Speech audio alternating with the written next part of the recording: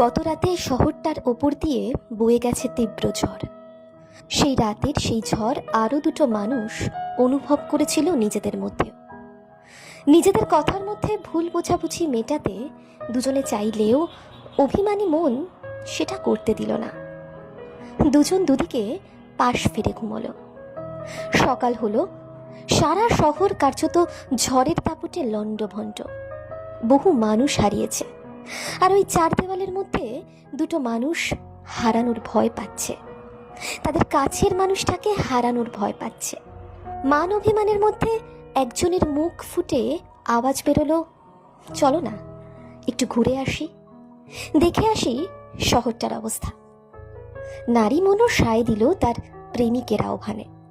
তখনও আকাশে সূর্যটা ঠিক ওঠেনি নিয়ম মাফিক। গাড়ি এসে দাঁড়ালো, কিন্তু অন্যদিনের মতো লুকিং গ্লাসের শুভ দৃষ্টি হলো না দুজনের। শহরের এই ভগ্নপ্রায় দশা দেখে তাদের মনে একটাই ঝড় উঠেছে সেই সময়। তারা এই দশার সাথে মিল পাচ্ছে তাদের জীবন পথের। গাড়িটা এগিয়ে চলল, তাদের ফরমাল কথাও চলতে থাকলো। গাড়িটা থামলো, একটা নদীর ঘাটে থামলো, নির্জন কোলাহল শূন্য ঘাটে। দুপা দুপা করে তারা এগিয়ে গিয়ে বসলো ঘাটে। দুজনের মধ্যে কথা নেই। আচমকা এলো গঙ্গায় হালকা একটা ঢেউ, জল ছিটছে দুজনের মুখে। দুজনেই দেখতে পেল তাদের চোখের কোণ চিকচিক করছে, এবং এটাও বুঝতে পারলো সেই জল তাদের সামনের প্রবাহমান গঙ্গার নয়, সেই জল তাদের জীবন গাঙের ভাটার জন্য। হৃদয় জুড়ে তাদেরও তখন একাত্ম হওয়ার বাসনা, তবে শুধুমাত্র বাদ সাধছে সেই অভিমান। তখন সবে সূর্যের আভাটুকু দেখা গেছে।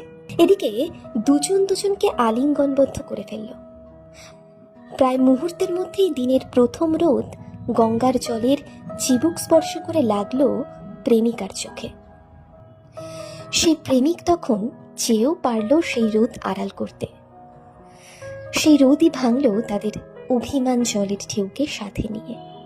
সেই সময় গঙ্গার ঢেউগুলো যেন দুই কপত কপতির মনের গহীন কোণে আঘাত হানছে দুর্নিবার গতিতে।